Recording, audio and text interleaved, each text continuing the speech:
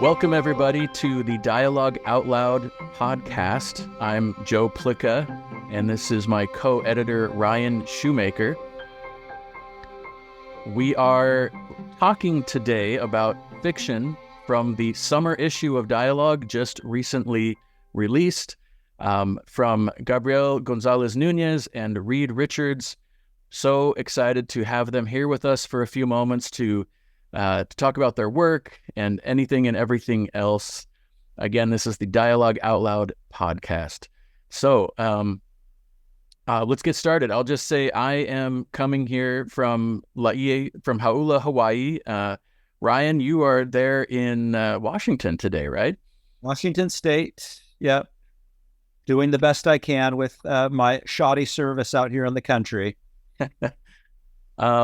And Reed and Gabriel, why don't we start with you, Reed, and then if you could just introduce yourself, say, first of all, where are you coming from, and just give us a brief. I mean, we have your bios, which anyone can read online in the journal, but why don't you give us your own little introduction of where you're from and where you're coming from, your kind of experiences, relevant experiences that have led you to this point.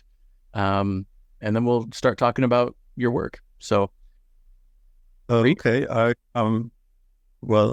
need to clear up something about the bios because I have a poem in the same issue, and my bio on the story says I'm in Nashville, Tennessee, and my bio on the poem says that I'm in Murray, Utah, which is right hand not knowing what the left hand is doing. But I did move to back to Nashville about 2 weeks after the issue came out, so they're both kind of true, or were at one time.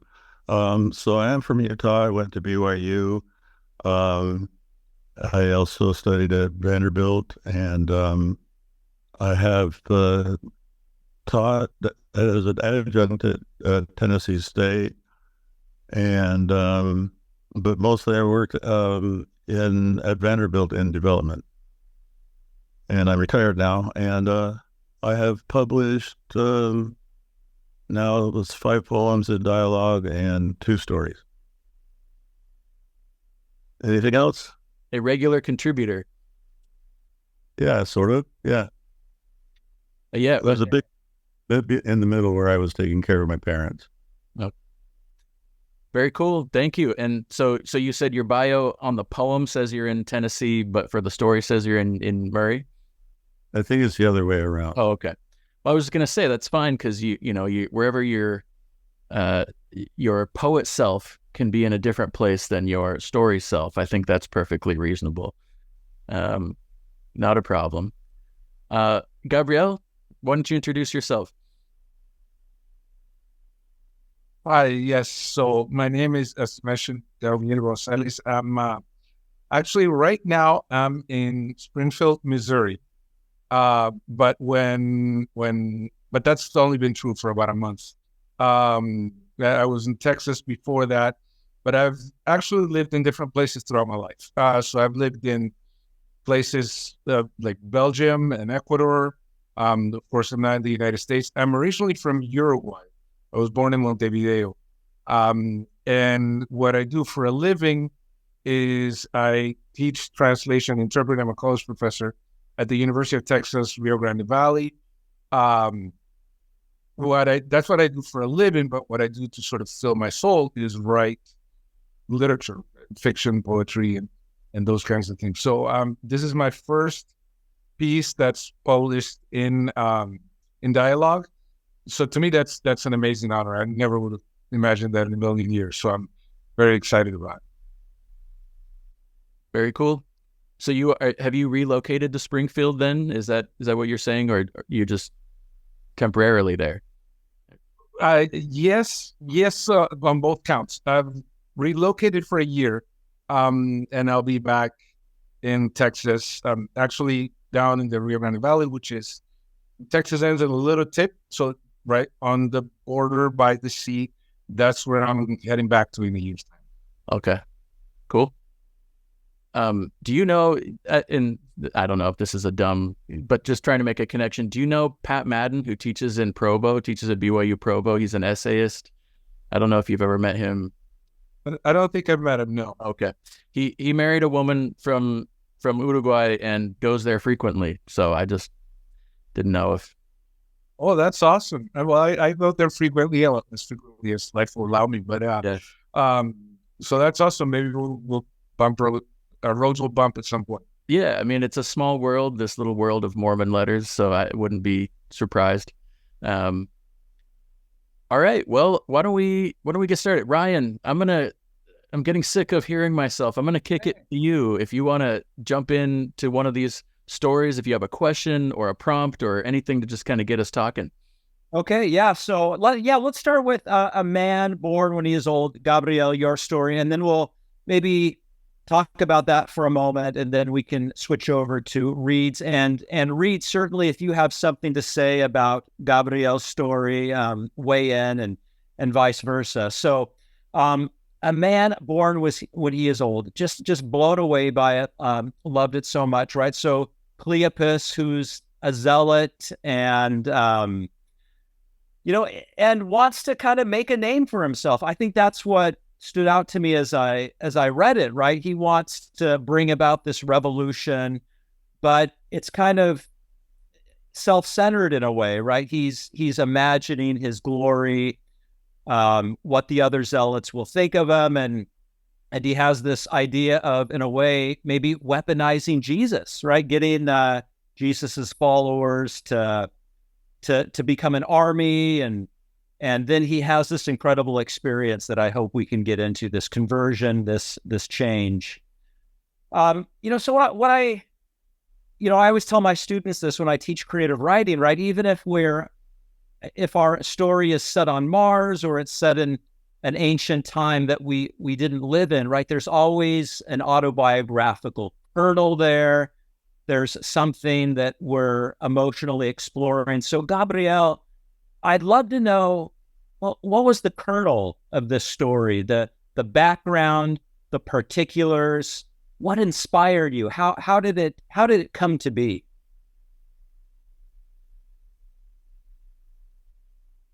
So this story, this might be a bit of a surprise, but it's actually, I wrote it in the year 2001. And it sat on my computer until fairly recently, and I wrote it in Spanish. And so in order to submit it to dialogue, I translated it into English. And what I was doing at the time, 2001, I was at BYU as an undergraduate. And what I was doing at the time is trying to become a writer. And so I was experimenting with historical fiction. So I wanted to write something that was historical. I wanted to write a story that was about the times of Jesus, and but that's been done so many times. So I wanted a bit of a different angle, and so that was sort of the more technical, experimental side of it.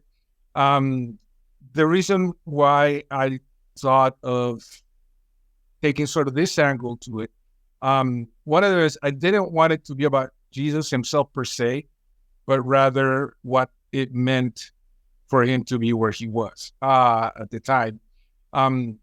But also, if we talk about the personal, sort of very personal thing, it's this thought that I was already having back then, and I've become even more convinced of it throughout time, that when he said, my kingdom is not of this world, this is to be taken at face value. He really meant that. So he didn't intend to become or to be a political figure. I don't think so. And so this idea of weaponizing Jesus for politics, that's something that was already in my mind back then as probably missing the mark as to what he meant. And so that was part of also why the story sort of took that direction. Yeah, as Joe and I discussed it, we were wondering if you were just a really big fan of The Chosen, and inspired by it. I very much am. I enjoy The Chosen. I think it's great television, and it's also profound. and moving and deeply spiritual. But I wrote this in 2001. So back then, I was preparing for this interview. I reread the story and I was like, wow, this sounds a bit like The Chosen, in the sort of perspective and whatnot. But of course, back then there was no such thing as The Chosen. So it's a happy coincidence, I guess. Yeah, well, and we say the Chosen is just shorthand for, a kind of storytelling where we are, I don't want to call it Bible fan fiction, but like taking a smaller, very kind of minimal piece and expanding, using imagination, which is, for me, imagination is a pathway to truth. It's a pathway to enlightenment, right? And so using your imagination to expound on something that starts off as this kind of textual, historical, we could call it historical fiction in some ways, right? Like, there's not a lot of, robust historical data there, but it is certainly, the kernel is historical. Go ahead. Oh, no, go. I was just going to say that for me, when I thought of this, I thought of it when I wrote it in 2001 as historical fiction. But I agree that when we think of historical fiction, we do think of perhaps a genre that has some very defined parameters that maybe aren't met when we're doing biblical fiction, right? Yeah. One thing I really like about this story is it starts out with this epigraph that describes like a golden mean. I'd really like to know what that source is, but and then these guys are out in the desert for all the wrong reasons. Christ goes out to the desert, Muhammad goes out into the desert, Zoroaster went out to the desert, and all for the right reasons. Whether they came away with different answers, but I like just formally, I like where suddenly Cleopas is downing his whole approach, and suddenly the narration stops thundering, which has been doing up until that time. And I'm also curious about the last paragraph. How did you come about to do that, where the rest of his life is all told in one paragraph?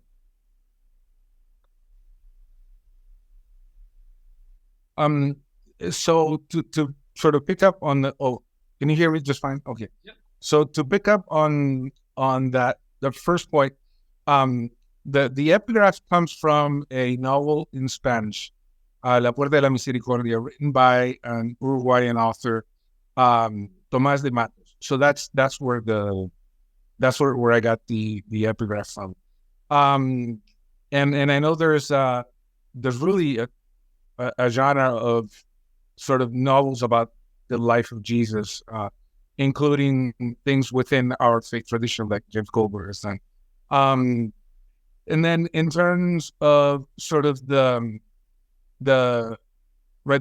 symbolism of the desert, I think there's something purifying.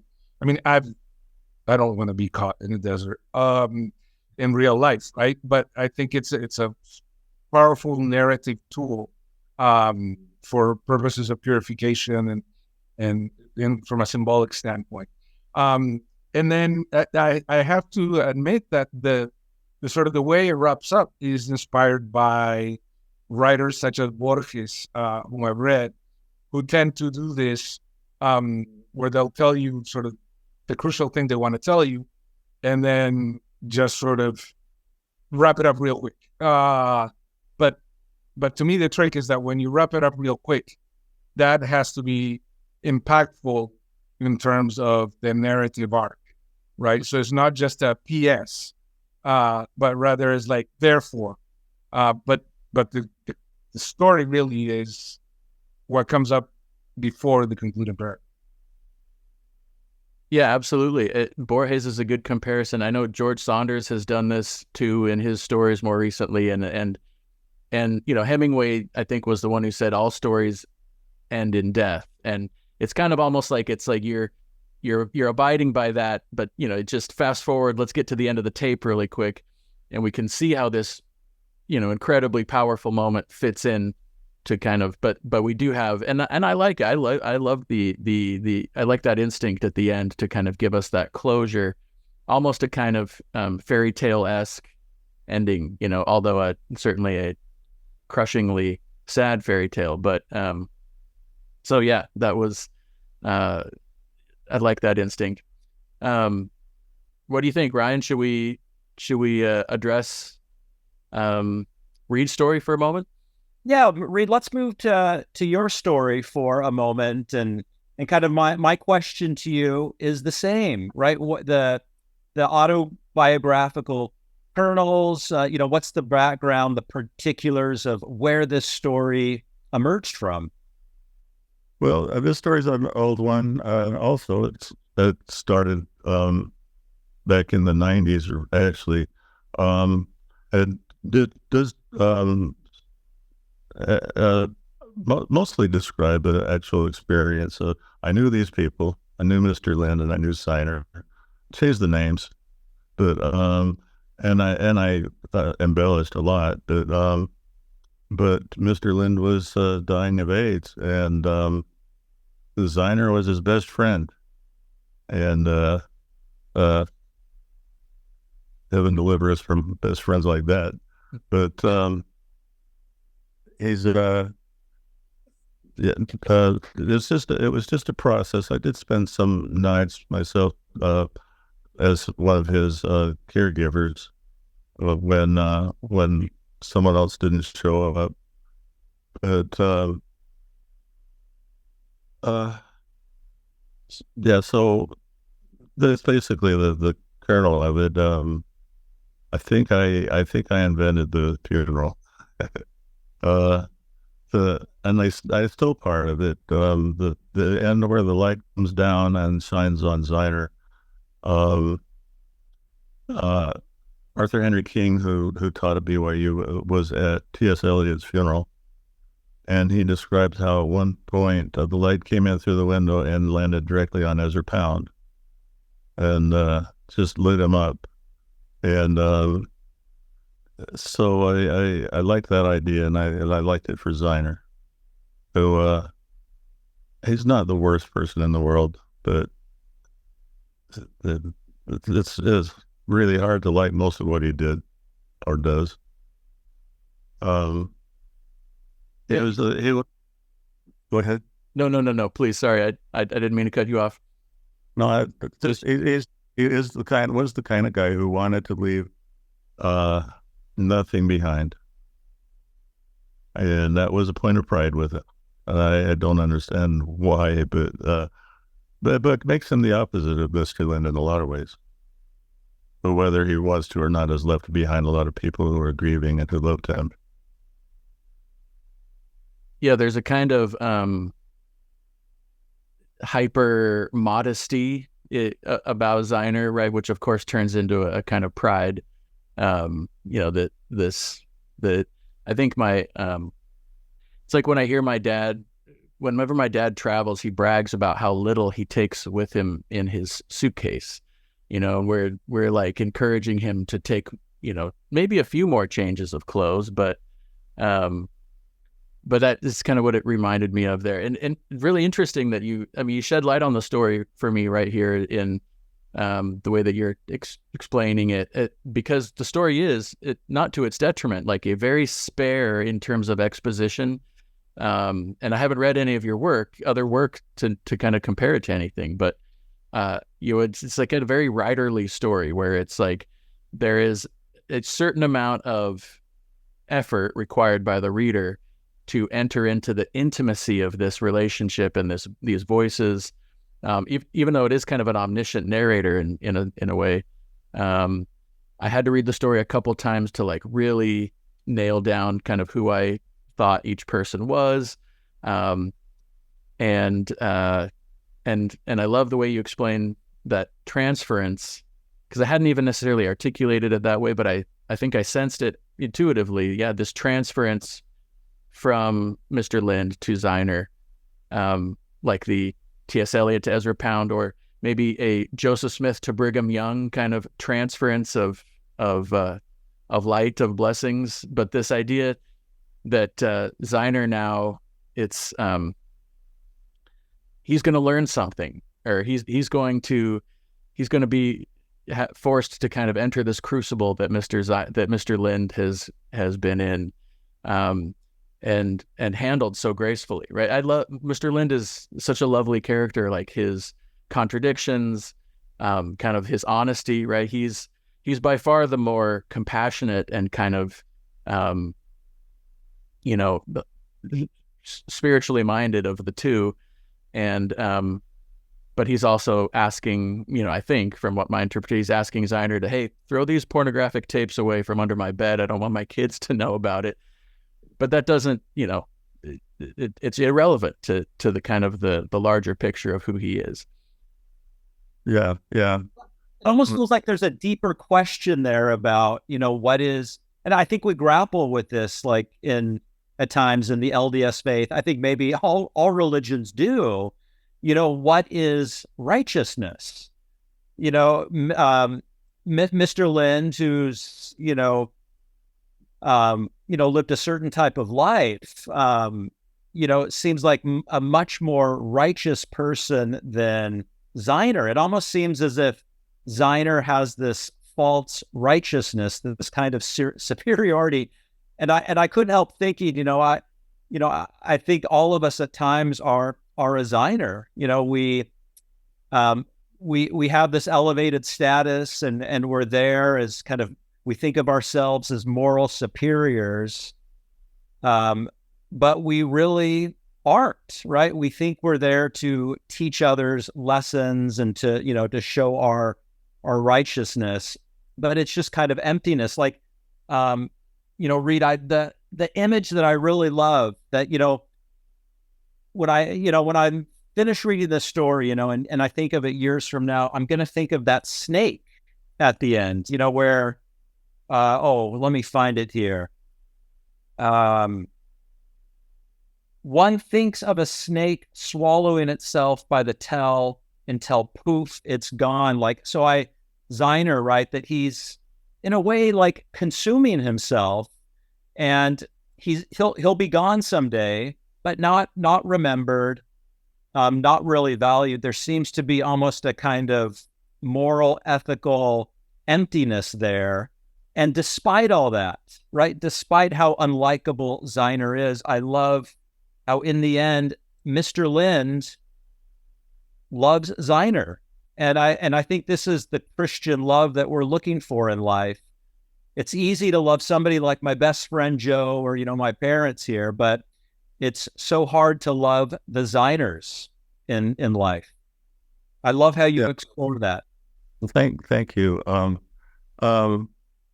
manipulated point of view a lot, and part of that was in an effort to kind of underline some of those things. But seems to start out in third person, but it jumps into first person a few times, and at one point looks like it's in second person, or it says, I wrote it down somewhere, now I can't find it.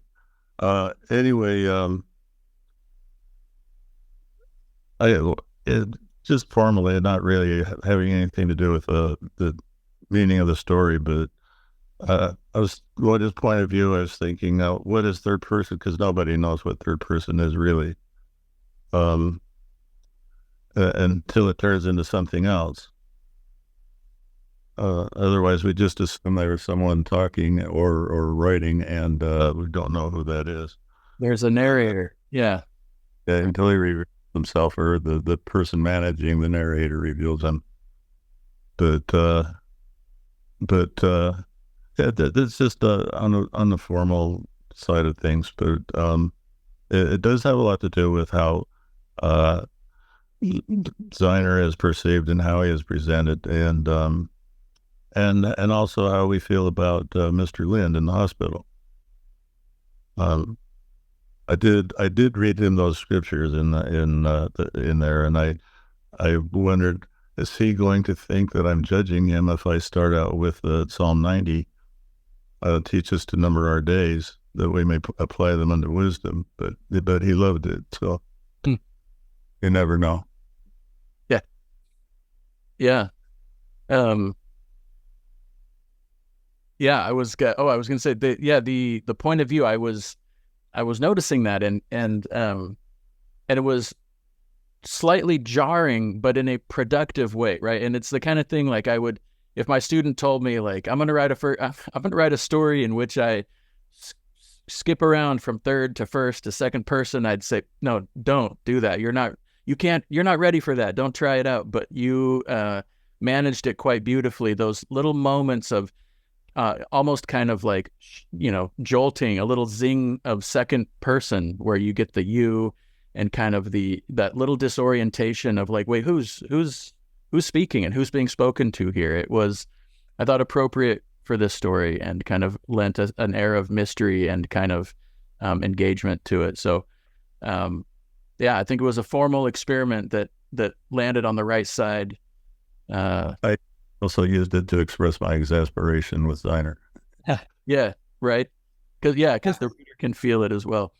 Yeah, because there's the your, right? The you, the narrator occasionally addressing the you, and then there's like this sense of like at times us, and and I loved the recalcitrance of that, right? Making sense of that, and it almost felt like interrogatory, right? It was like I love these moments where suddenly the narrator looked at me and said, "Well, how do you feel about Ziner? How do you feel about Mr. Lind?" And this idea of us, right? That this contemplative idea of coming together and loving all, which is so difficult at times. Thanks. Yeah, and Wait a minute. Oh, go for it, Reed. No, I don't think I have anything to add.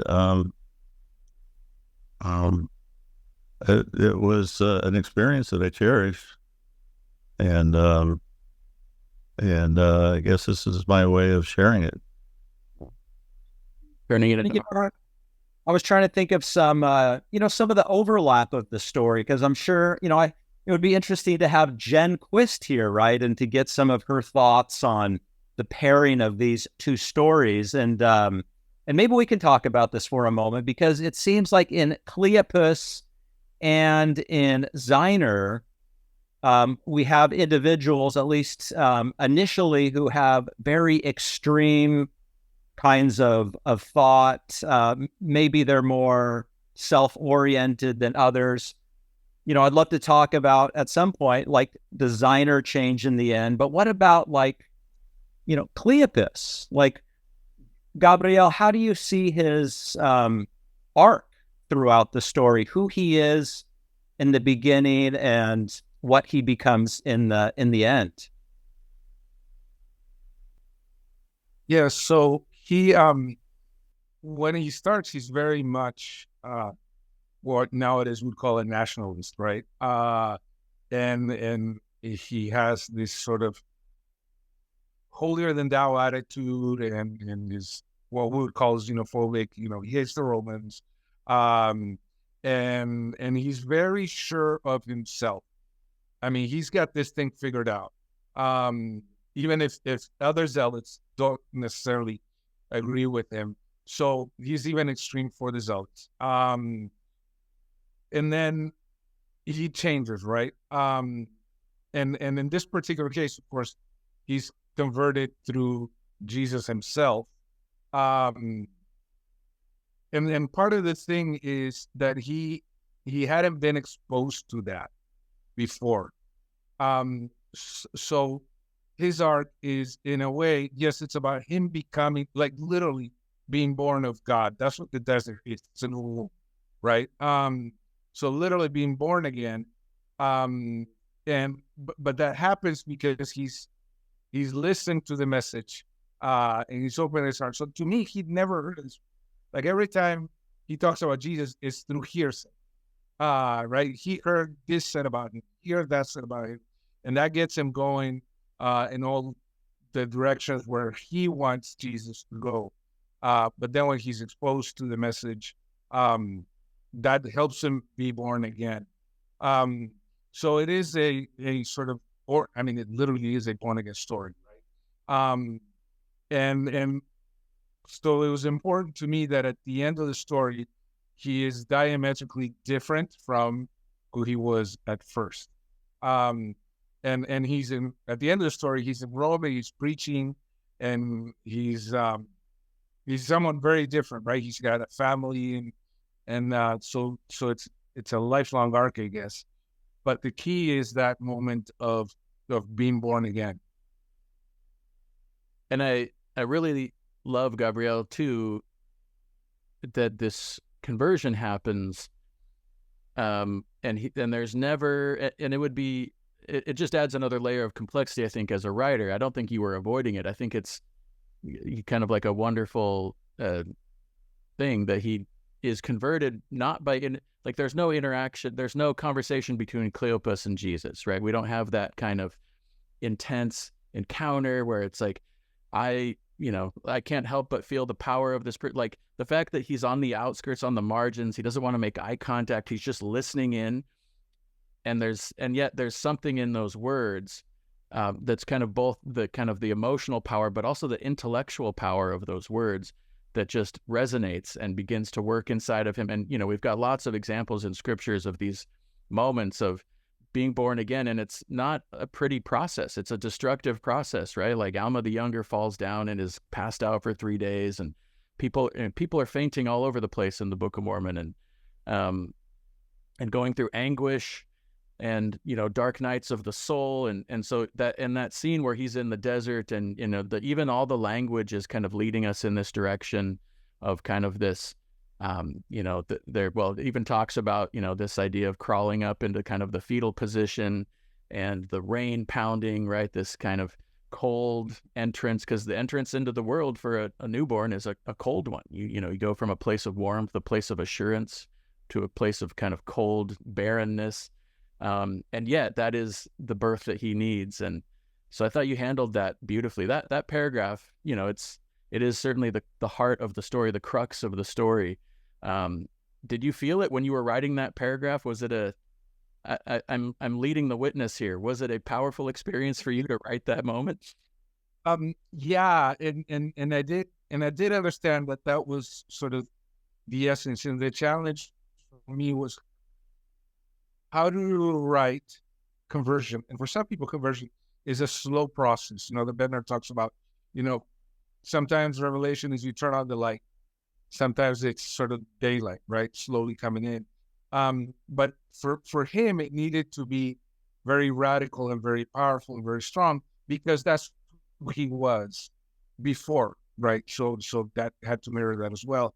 And so the challenge for me was, how do I write a birth, when you're a grown man and you're born again, when you're old, right?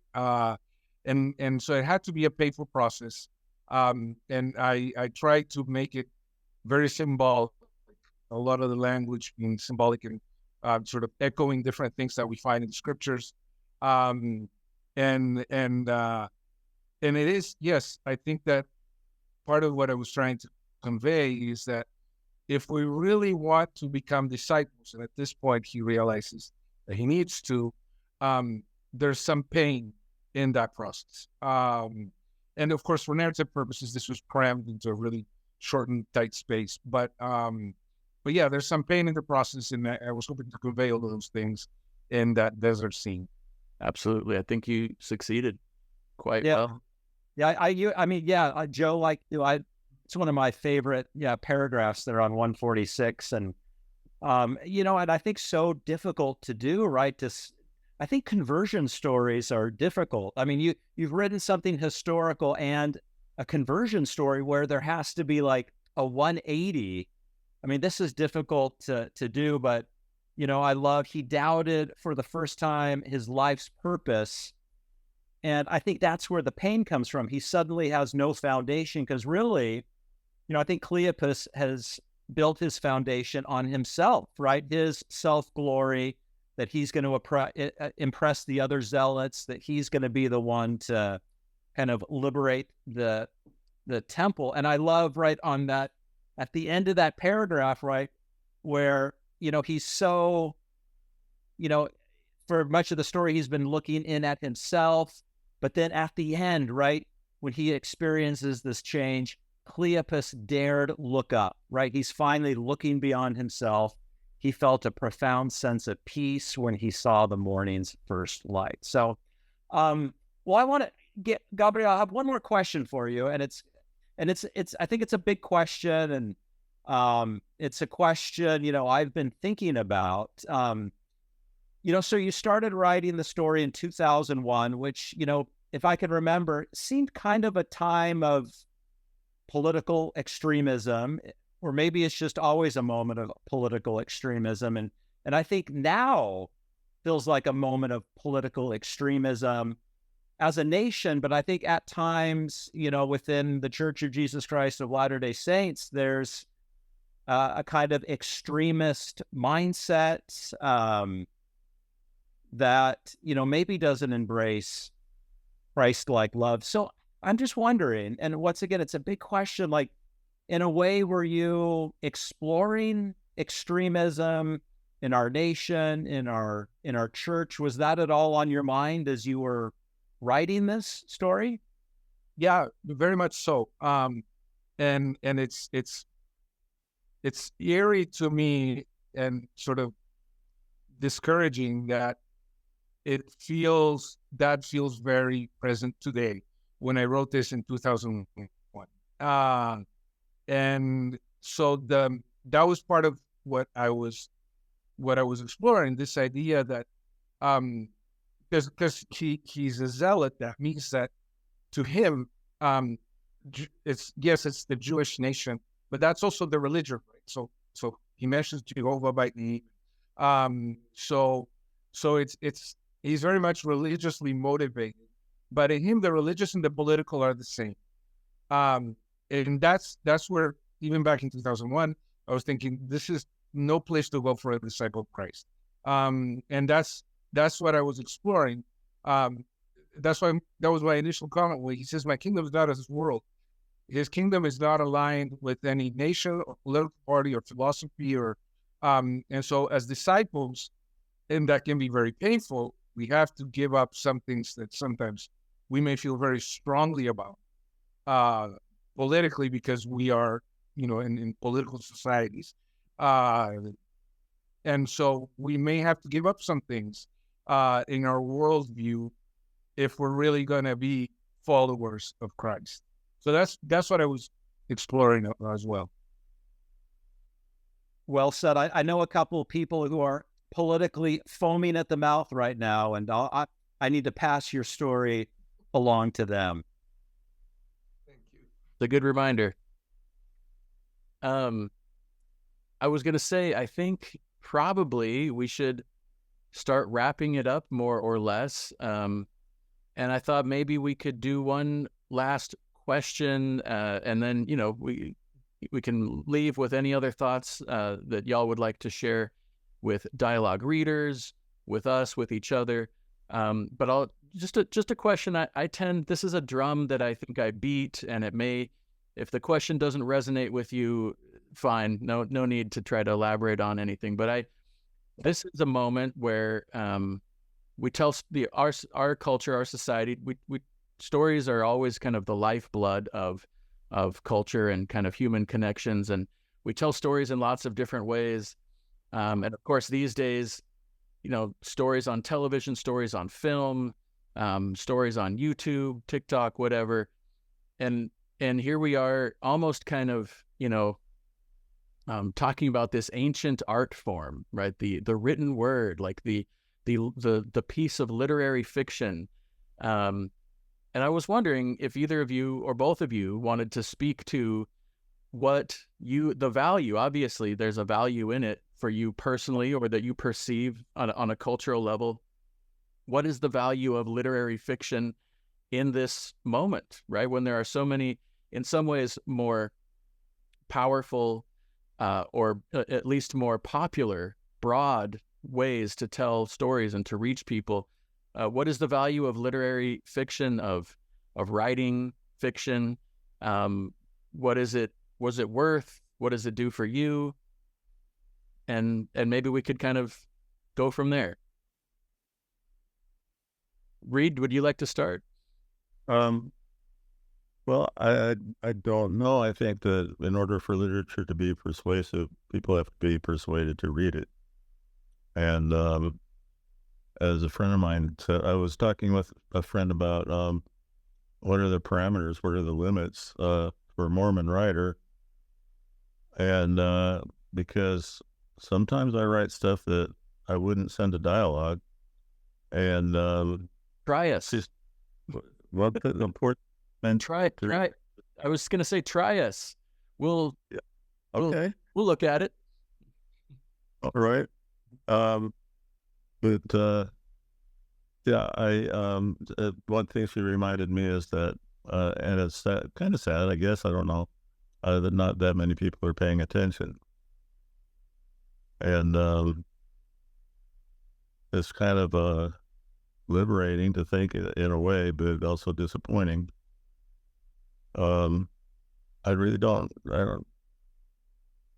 know what literature can do. I mean, Margaret Atwood, of course, with The Handmaid's Tale, but how often does that happen? Or Doris Lessing with The Golden Notebook. But I don't know what effect it can have except on a personal level. And maybe as far as I'm concerned, that's fine. Someone can read it and like it, and maybe have something to think about when they get to the end. And I don't know, as the scriptures, as reading the scriptures, apply it unto yourselves or unto ourselves. But I don't think about putting morals in. I think that they're there, but I think that if life is accurately described and sympathetically described, that kind of thing will happen. I don't know if it changes anybody, but at least gives them something to think about. Well said. I think you find yourself at a familiar crossroads where I find myself frequently, which is a little bit of a hand-wringing, well, I don't know if this is really, if anybody's listening or not, but, we keep doing it because it's important to us, right? Like, it's not going to, at this point, it's not a cultural conversation. People aren't gathering around the water cooler to talk about the latest novel or whatnot, usually. But there's still a kind of an immense power in encountering language on this level. Yeah, I agree. Gabriel, anything to add? Any thoughts about what draws you to literary fiction? What value do you find in it as a writer or a reader? Yeah, so I think I agree with what Reed has just pointed out, and I think there's different things for the reader and for the writer. And so, people like us that write, despite the fact that we're not making money from this, and I know my life would be so much easier if I didn't write. And yet we keep doing it because we have to. So it feels a sort of an emotional need. But in terms of the readers, yes, we're a sort of, I want to say, we're becoming a post-literate society where we know how to read, but we choose not to. We're becoming very much a visual, acoustic sort of society. And film is such a powerful medium. And, TikTok or whatever, these short YouTube videos, they're like Twinkies, right? They're so easy to just, take one right after the other and keep us busy. So the role of literature isn't what it used to be. But a lot of these things will disappear. Good literature will, because it has the ability to connect, like Reed said, at a very personal level. So as we explore these issues, individuals who take the time, and there are still many people who do, because the spoken word, the written word, is very powerful in terms of narration. When something is narrated to us, it lingers with us. Particularly if it's done in a powerful way. And it's not as as direct as film that tells you how to feel. Most films will cue through music and other ways that the medium has how you're supposed to feel at every point from beginning to end. Good literature lets you wrestle in more ways, and it's memorable because discourse is memorable. So there will always be a role for these kind of explorations, and there will always be people that will be affected and find it that it connects with them somehow. I certainly hope, yes, if our civilization is someday in ashes and they're sifting through the ashes, and I hope they don't come across the Kardashians. I hope they come across Gabriel and read. Thank you so much for writing these stories. As I teach literature, and I find that my students just don't want to be uncomfortable sometimes. They don't want to read anything that makes them feel uncomfortable. And I think discomfort is something that's good, right? I read your stories and I feel a little uncomfortable because I see things in me that I need to change, right? I see things in Cleopas and Ziner that I need to change, that I'm aware of in myself. So I very much like literature as a kind of mirror that helps me ask some deep questions about myself and the world I live in. So thank you so much for writing these. Yeah, really profound stories. Oh, go ahead, Reed. Oh, thank you. Thank you so much. Thank you. You guys, it's wonderful to have you here. I hope people enjoy, hearing. I always do, after I read a story that touches me, I love hearing an author talk about it in their own voice and kind of shed some light on where it comes from. You both offered, kind of these little profound openings into reality and into imagination. Like you said, Gabriel, where we, literary fiction is beautiful because it's not as scripted, right? There are formulas, and you can find films that tend to do this as well. But when we enter into a story, we oftentimes find ourselves kind of having to make our own way and find the common ground and solidify where we are. And it's an engagement that, like Ryan said, is a little uncomfortable, but very productive. And both of those stories, I felt like it was a productive experience for me, in an artistic way and in a spiritual way. So you guys submit more of your work, and thank you for your relationship with Dialogue and with this community. Any parting words from anybody? Well, could we, maybe in closing, I would just love to know, because I'm suddenly big fans here, Reed and Gabriel, just briefly, what other projects are you working on right now? What's coming down the pike? What do we have to look forward to from you? Gabriel, you want to start? Sure, thank you. So 3 active projects right now. They're all Spanish. One of them is an edited collection of a deceased LDS poet out of Mexico, Consuelo Gomez. The paperback is out, and we're working on getting the electronic version out there. Same thing, deceased LDS poet out of Uruguay, working on the paperback right now, and the ebook that should be out within the next 2 months. And then I'm also working on a novel about the life of Gabriel González Núñez, who is credited with translating the Book of Mormon into Spanish. So I've been working on that for 3 years now, and about 3/4 of the way through, I would say. So I better learn Spanish. I'm going to start tonight. Awesome. Reed, what about you? What are you working on? Well, I'm working on a long story that I'm submitting to Dialogue, so good luck. About 9,000 words.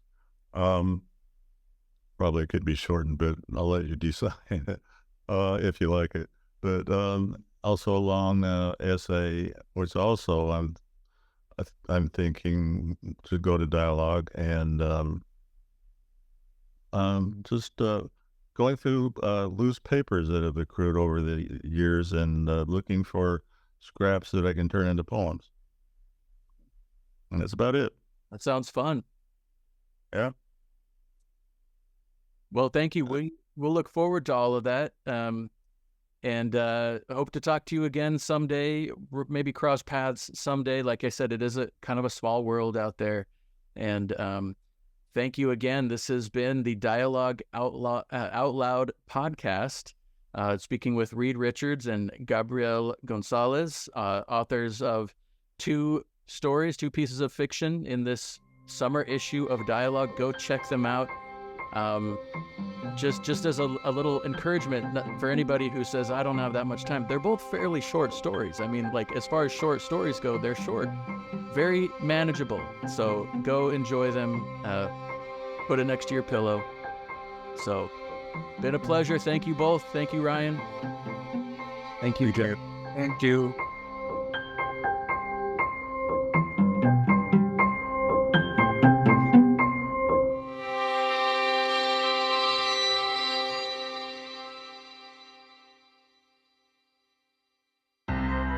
Greetings. My name is Rebecca DeSchweinitz, and I'm thrilled to serve as a board member at the Dialogue Foundation and as one of the hosts of Dialogue Gospel Study. In each episode, which we record live the second and fourth Sunday of every month, we welcome esteemed speakers from a variety of backgrounds to share their insights and perspectives on the Come Follow Me lessons. Our aim is to spark meaningful conversations about the scriptures, to connect them to our personal experiences and to our understandings and explorations of the gospel. To stay in the loop with our upcoming lessons and this opportunity to engage with Mormon thought, culture, and belief, be sure to visit dialoguejournal.com and sign up for our newsletter. By doing so, you'll receive updates and timely links to join our live stream lessons. Additionally, you can catch up on our past guests and episodes by subscribing to Dialogue Journal on YouTube, Facebook, or wherever you listen to podcasts.